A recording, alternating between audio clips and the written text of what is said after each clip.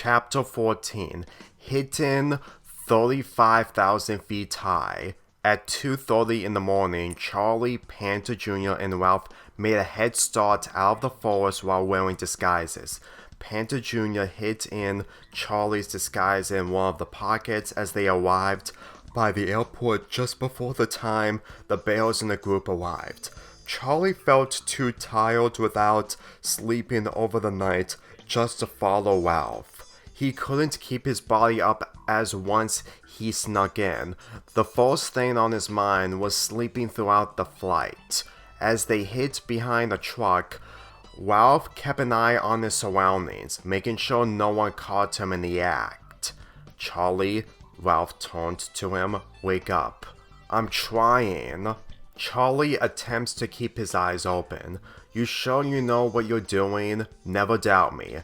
There's a reason why we're not going inside." "Does each plane have directions from the airport building?"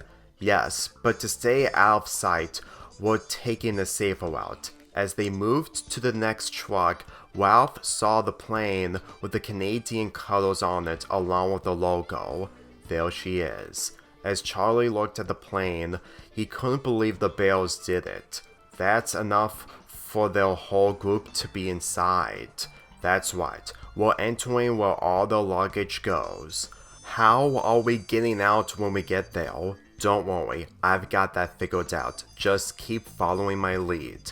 Inside the airport, the bears and their group were waiting for the announcement to get on the flight. Some were tired from waking up way earlier than normal, while others were less lethargic.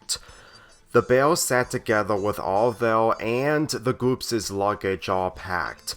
Panther felt a little energetic hanging out with Amanda and her siblings, while Icebear was ready for his first activity in Toronto.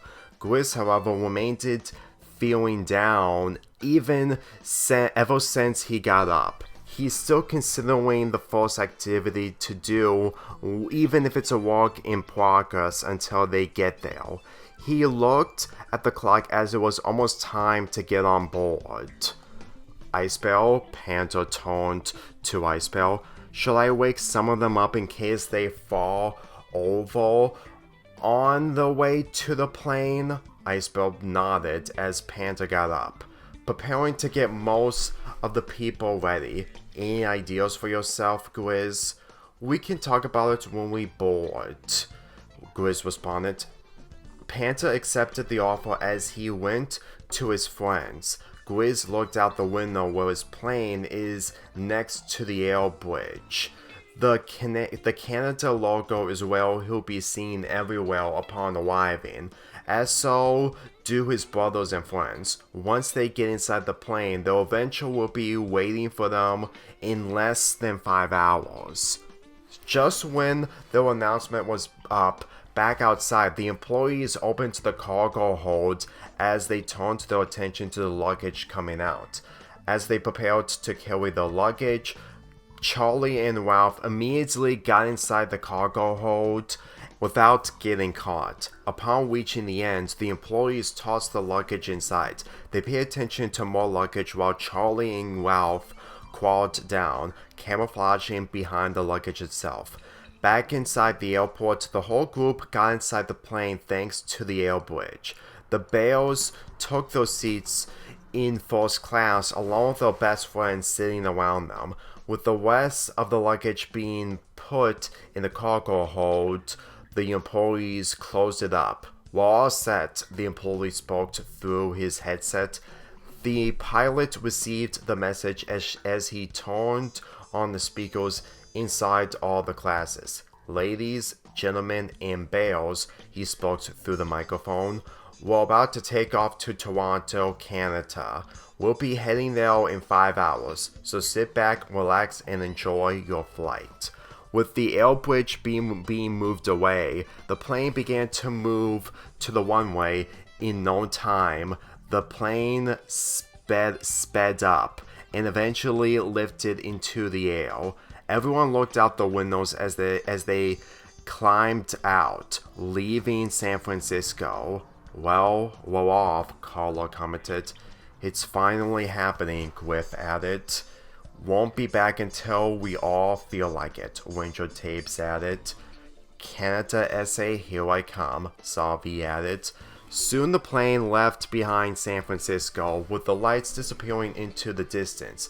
It climbed up through the clouds, high enough above them without a single person in the group behind. Inside the cargo hold, Ralph sat down relaxing while Charlie laid down with Panda Jr. coming out of his pocket. We did it, for now, he responded. Told you to never doubt me, Ralph responded. Enjoy your sleep while it lasts. You're on your own. I know, Charlie responded. I don't need to ask if you miss San Francisco. That place got stale as milk anyway. Just make sure you come up with a way to get back on the plane back there. Doing what we just did? Yes. Unless the airport in Canada has better security. Charlie moaned with his slumber getting the better of him. He laid his head on the ground as Panda Jr. slept next to him. He has nothing, while I'm basking in all the glory being gift-wrapped for myself. Ralph laid his head with his arms against the wall as he waited for the plane to land. 3 hours passed as the sun shone through the windows of the plane. Everyone woke up from the slumber as they filled their spare time, with nearly 2 more hours until landing. Panta and Icebell waited patiently while Grizz watched his Crowbar Jones projects to pass the time. Grizz, Panda poked on Grizz's arm as Grizz paused his project. Since we're on the plane, 3 hours have passed. Do you have any ideas? I'm still thinking about it. You're planning on going with Ranger Tapes and the Poppy Rangers? It's gonna happen later today, but it's something. You should at least have something to do in the meantime. Chloe then popped up from behind. There's still the hotel we need to go to, she spoke. Are we gonna search for one? Icebell promises its first goal before beginning day 1, Icebell responded. I'll check the hotels online once we land, but yeah, Grizz. There has to be something for you to plan for yourself. Do I have to be alone to make it work? Grizz said. No, not at all. No one's going to be alone throughout the trip, but every moment is for everyone. Seek for your moment. I'm sure it's possible, but the question is, does the moment seek me? Icebell then turned to Lana, who's sitting on the other side of the first class. She looked out the window, waiting until the time came. He still remembered what she did yesterday, but knew what that moment wasn't seeking her as she seeked it herself. Icebell, Grizz turned to him. Are you waiting for your moment to seek you? There will be many moments other than that, Panta replied. Plus, nothing bad's gonna happen to us. I'm aware, Grizz turned back to Panta. It is my idea on going to Canada. I just don't think we'd go this far. If you never got Agent Trout arrested and saved the bears, maybe you wouldn't be this famous by getting to Canada this way, Chloe smiled. Especially since we have passports now. True, but on the other hand, we could have planned this months ahead of time instead of just 2 days ago. We can't argue with that, Panta said. But if we did stay a little longer, we wouldn't have the surprises come our way. Canada is full of surprises despite doing research, Chloe added. Like, when you made it to the border there, what was your first thought? Grizz remembered the moment he almost arrived in Canada while escaping from Agent Trout. Despite the miscalculation afterwards, it was sealed in his mind ever since. I wanted to make a home in another cave. Another cave? We need to make a home to live there so we could try finding one. We're staying in a hotel, yeah, but it could give us the feeling when we made our home back home. I like it, Panta smiled. But what about making the home? We don't have to. But if there's animals homeless, we could make a home for them.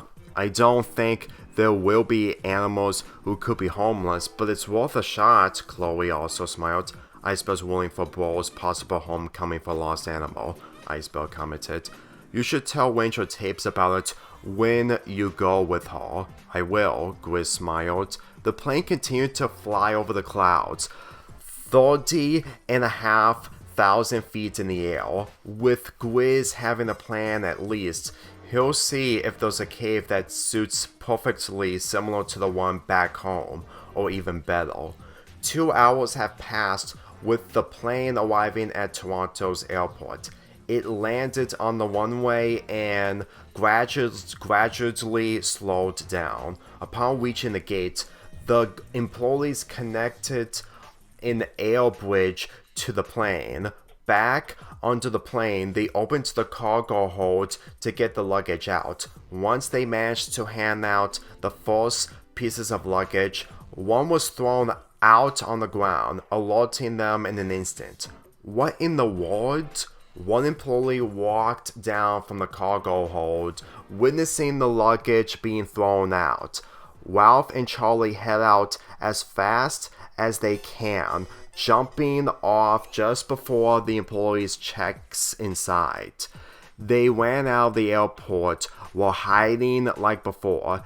They head into the woods as Charlie painted, even after getting his sleep. We made it, he spoke. And my work and help here is done, Ralph grinned. It's been a pleasure knowing you, Charlie. Enjoy your boring adventure without me. Good luck on not getting transferred. That'll be unlikely, unlike you. Ralph headed to Toronto, leaving Charlie and Panda Jr. Good luck having your friends protect you from that. That is, if you can handle meeting their friends. Charlie remained silent as he turned to the airport.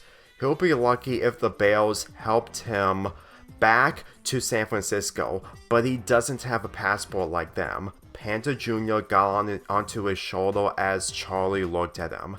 At least I've got someone to talk to, he smiled as Panda Jr. nuzzled on his cheek. Thanks. Let's meet some new animals. He went to his own direction to the forest with many animals. He may not leave on time with the bears and the others when it happens, but it's not stopping him for his own adventure with the only animal he has with him. But if they get left behind, the bears will never ever let go of their whereabouts when they find out.